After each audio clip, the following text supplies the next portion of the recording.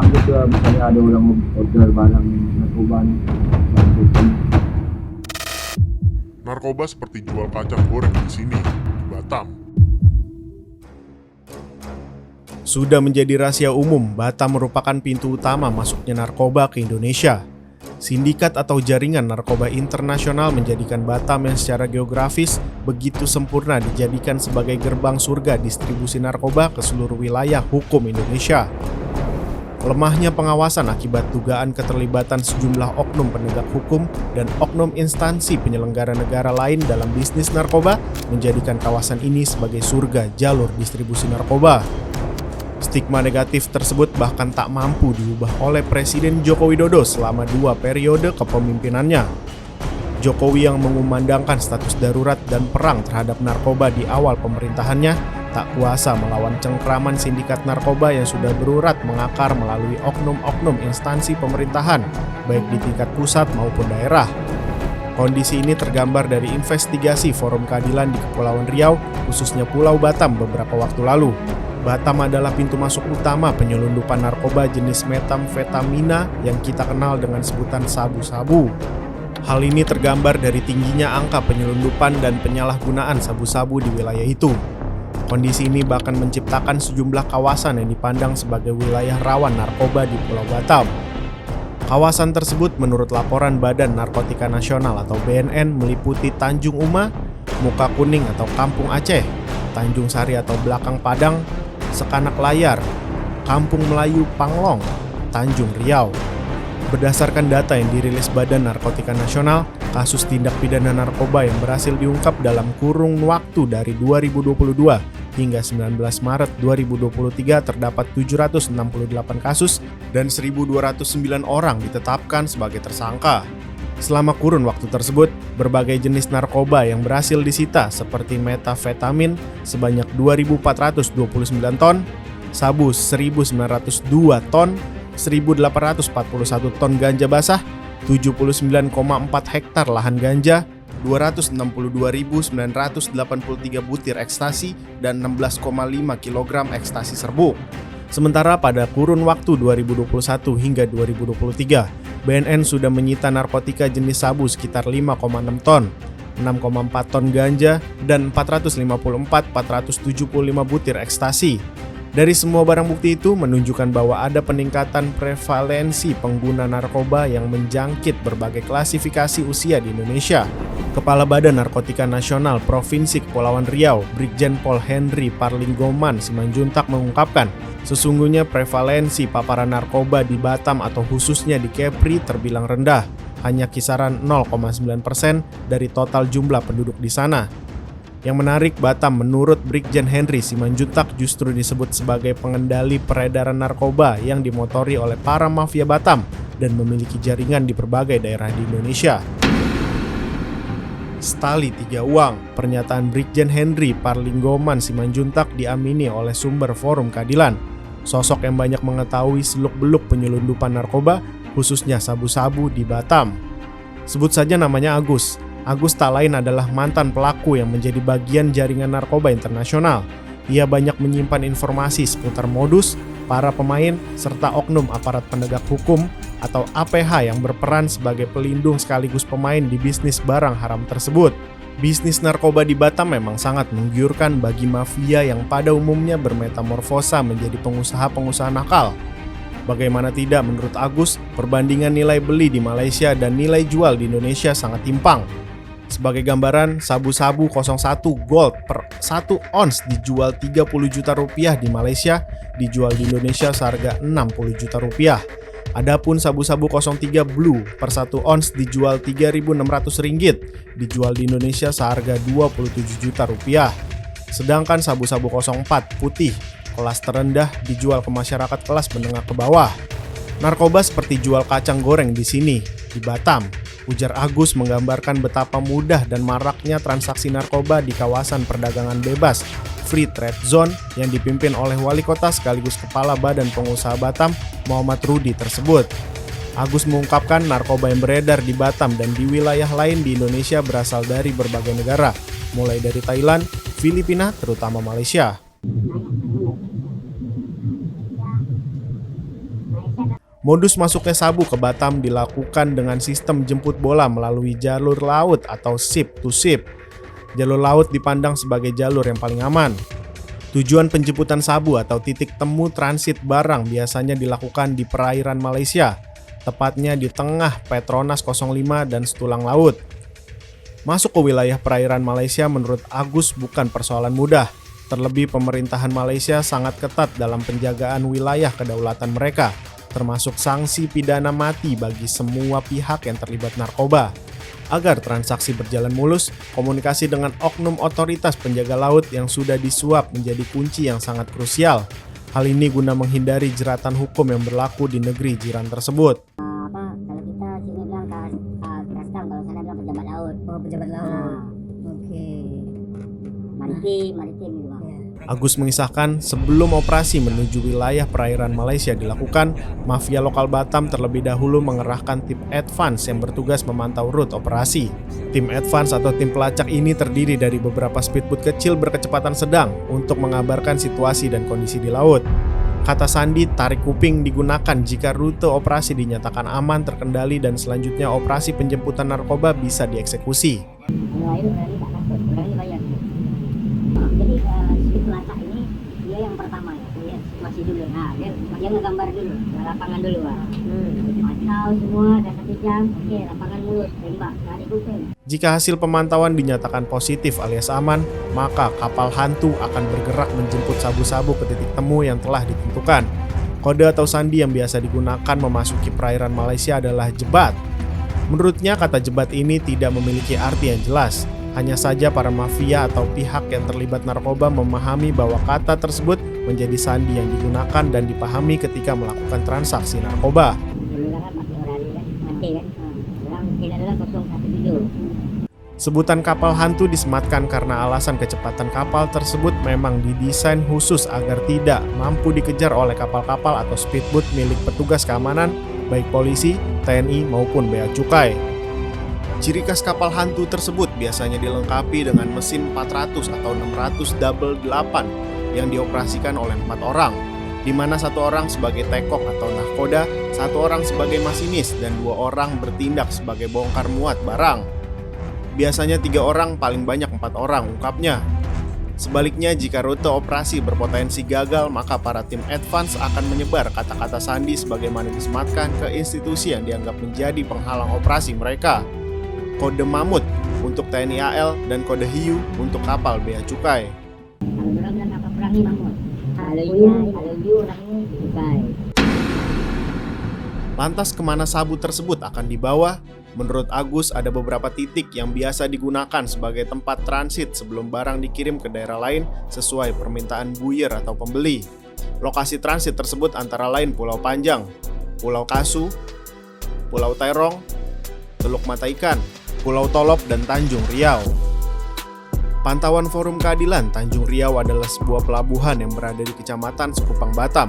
Pelabuhan ini terkesan eksklusif, dijaga ketat oleh oknum-oknum Polairut dan TNI karena menjadi pusat operasi dari sejumlah pengusaha ternama di Batam seperti Hasim alias Paitem, Salman, Aseng Batam, Sudir alias Datuk, dan lain-lain. Para pengusaha ini dikenal memiliki jejaring yang kuat di berbagai instansi di tingkat daerah Batam maupun pusat, baik oknum lapangan maupun pejabat teras di tingkat eksklusif, legislatif, dan yudikatif. Sedangkan Pos Tolop atau Pulau Tolop adalah sebuah pulau kecil, salah satu pulau terluar, bersebelahan dengan Pulau Belakang Pandang, yang notabene berhadapan langsung dengan Singapura dan jaraknya tidak terlalu jauh ke Malaysia. Khususnya di Pulau Tolop, lokasi penyimpanan speedboat tersamarkan oleh rindangnya pohon bakau. Lebih jauh, Agus menjelaskan distribusi narkoba terbagi sesuai kebutuhan buyer, baik untuk konsumsi di Batam maupun distribusi ke daerah lain seperti Riau, Jambi, Palembang, Jakarta, dan Bali. Khusus untuk konsumsi Batam, umumnya tersebar di berbagai diskotik atau tempat hiburan malam. Untuk kualitas sabu level Sultan, Gold, dan Blue disebar ke diskotik sekelas diskotik PCF yang terletak di kawasan Jodoh, tak jauh dari Batam Harbor, Batu Ampar. Pejabat dari pusat sering dijamu di diskotik ini, ungkapnya. Narasumber Forum Keadilan dari internal Bea Cukai mengungkapkan hal senada. Ia menyebut diskotik PCF memang menjadi salah satu tujuan peredaran narkoba jenis Sultan di Batam. Diskotek ini dimiliki oleh pengusaha bernama ELH yang telah meninggal dunia beberapa waktu lalu. Pemainnya orang Padang, Bang. Ini yang pegang.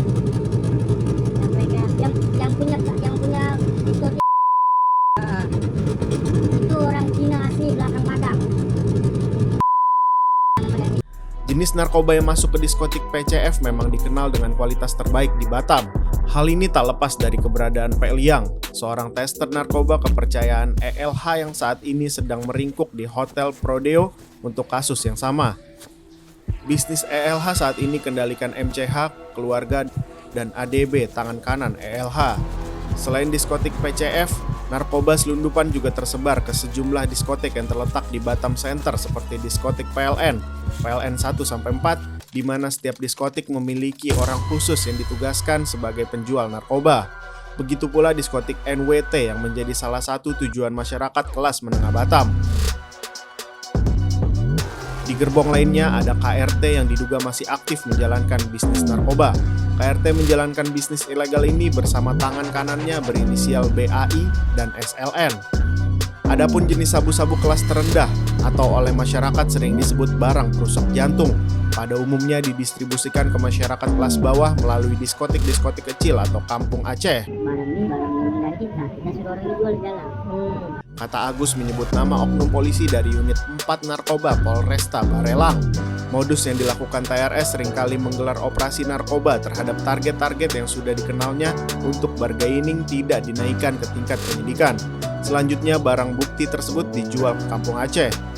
2 kali untung dia TRS, kasusnya tidak naik dan barang buktinya dijual, licik orang ini imbuhnya. Tidak hanya ke Batam, barang haram ini juga dibawa ke Tanjung Balai Karimun dan Bintan, tepatnya di daerah Pulau Lagoy, Kijang, Pulau Judah Karimun, dan Pulau Moro Karimun, tepatnya di Desa Jang. Distribusi dari Karimun selanjutnya narkoba itu mengalir ke Bengkali, Sumatera Utara, Siak Riau, Pekanbaru, Palembang, dan sesuai alamat pemesan, dibawa melalui jalur darat. Terkadang untuk mengelabui operasi APH, para mafia ini menyewa but pancung untuk menyelundupkan narkoba. But ini biasa digunakan untuk membawa penumpang antar pulau. Temuan di lapangan dan pengungkapan sejumlah informasi dari narasumber terkait praktik penyelundupan narkoba ke Batam yang diduga melibatkan oknum-oknum penyelenggara negara dibenarkan anggota Komisi 3 DPR RI dari Partai Demokrat Santoso. Santoso menegaskan narkoba merupakan kejahatan terorganisir yang melibatkan banyak pihak termasuk APH. Sindikat ini tersebar di seluruh wilayah di Indonesia maupun terkoneksi dengan mafia narkoba di luar negeri. Bahkan orang yang di lapas itu leluasa menjadi bandar. Faktanya mafia yang tengah mendekam di penjara sekalipun masih leluasa menjadi bandar narkoba. Sergah Santoso kepada Forum Keadilan Jumat 6 Oktober 2023. Kondisi yang memprihatinkan ini menurut Santoso tidak lepas dari campur tangan aparat yang berkong kali kong dengan mafia tersebut. APH dinilai kerap memberikan karpet merah kepada bandar narkoba untuk terus melakukan bisnisnya. Ihwal temuan Forum Keadilan di Batam, Kepala Bagian Penerangan Umum Divisi Humas Polri, Kombes Pol Nurul Azizah enggan menanggapinya. Uniknya, Kombes Nurul menyuruh Forum Keadilan melakukan konfirmasi tersebut secara langsung ke pihak-pihak terkait di Batam. Padahal Humas Polri sejatinya adalah corong terdepan institusi dalam menyikapi segala bentuk dinamika yang menjadi tupoksi kinerja Polri. Silakan ke Batam ya, ujarnya singkat kepada Forum Keadilan pada Senin 2 Oktober 2023. Begitu pula Direktur Tindak Pidana Umum Bareskrim Polri, Brigadir Jenderal Juhandani Raharjo Puro beralasan bahwa pihaknya masih fokus pengamanan acara KTT AIS yang digelar di Bali mulai tanggal 6 hingga 11 Oktober 2023. Mohon maaf, kami sedang konsen dengan pengamanan KTT AIS, ujarnya kepada Forum Keadilan saat dihubungi via aplikasi chat, Senin 10 Oktober 2023. Terkait hal ini, Wakil Ketua Gerakan Nasional Anti Narkotika, Irjen Pol Purnawirawan Dr. Randes Anjan Pramuka Putra mengamini bahwa Batam sejak lama sudah menjadi salah satu pintu gerbang masuknya narkoba ke Indonesia. Berkecambahnya narkoba di Batam menurut Anjan tak lepas dari letak geografis di mana Batam dipenuhi dengan pulau-pulau kecil, serta langsung berhadapan dengan laut luas yang menghubungkan dengan negara Malaysia dan Singapura. Kondisi itulah menurut Anjan Pramuka membuat aparat kesulitan dengan semua keterbatasan yang dimilikinya untuk melakukan tracking penyelundupan oleh mafia narkoba. kita lihat sendiri kan berdekatan dengan mana? Malaysia. Dengan Singapura, dengan Malaysia. Nah itulah makanya ya kalau sudah melewati jalur laut ya tentunya petugas kan keterbatasan petugas kan pasti masih ada, Mas. Jadi kita lihat sendiri Batam berdekatan dengan Singapura, Malaysia. Nah itulah kalau melewati jalur laut tentunya keterbatasan petugas kan masih ada, katanya kepada Forum Keadilan Selasa 10 Oktober 2023. Mantan Direktur Prekursor dan Psikotropika BNN ini tak memungkiri dugaan keterlibatan oknum penegak hukum menjadi salah satu faktor eksistensi mafia narkoba di Batam. Ia berharap agar oknum yang terlibat bisa dipecat dari kesatuannya secara tidak terhormat. Sudah nggak layak jadi APH kalau gitu. Lebih baik dipecat saja. Itu. Oknum yang terlibat narkoba tidak pantas menjadi aparat, ujarnya. Di sisi lain, Ketua Pusat Bantuan Hukum dan Hak Asasi Manusia Indonesia atau PBHI, Julius Ibrani menilai narkoba di Indonesia sudah menjadi kejahatan yang terorganisir. Terdapat struktur dari lapisan paling atas hingga paling bawah serta melibatkan APH, pejabat negara, dan masyarakat sipil dalam pelaksanaannya. Menurutnya, narkoba sudah merambah kepada persoalan sosial. Hal ini karena narkoba sudah tidak lagi dilakukan oleh masyarakat menengah atas, tapi juga masyarakat kelas bawah turut menjadi motor penyebaran narkoba. Meski sebaran narkoba sudah membadati seluruh wilayah di Indonesia, namun bagi Julius, pemerintah maupun APH dinilai terlambat dalam membaca arah penyebaran barang haram itu. Pasalnya, pemerintah dan APH masih berkutat dengan pemidanaan dan pemenjaraan para mafia maupun pengguna narkoba.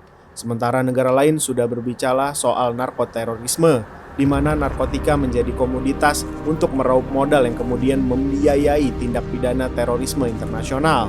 Ketika kita masih ngomongin soal drug user dipidana penjara, sementara global ini udah bicara soal narkoterorisme.